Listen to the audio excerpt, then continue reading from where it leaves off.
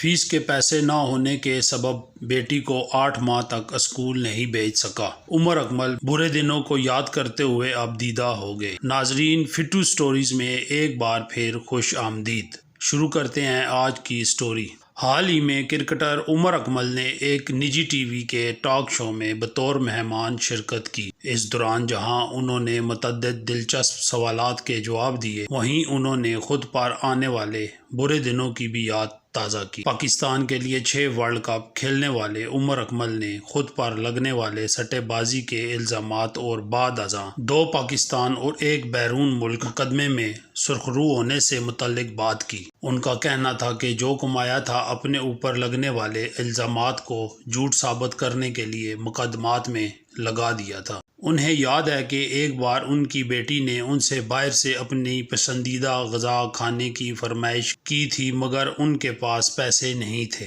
عمر اکمل نے مزید بتایا کہ انہوں نے 8 ماہ تک بیٹی کو اسکول نہیں بھیجا کیونکہ ان کے پاس فیس دینے کے لیے بھی پیسے نہیں تھے۔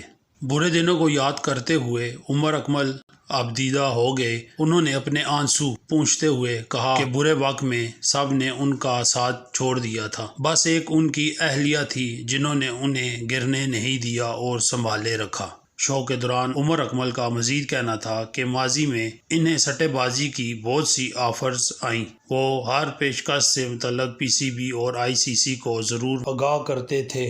دوستو، آج کی سٹوری اگر پسند آئی ہے تو پلیز چینل کو ضرور سبسکرائب کیجیے تاکہ اس طرح کی مزید آنے والی ہماری دلچسپ ویڈیو آپ کو لمحہ بہ لمحہ باخبر رکھ سکے۔ ملتے ہیں اپنی نیکسٹ ویڈیو میں۔ اللہ حافظ۔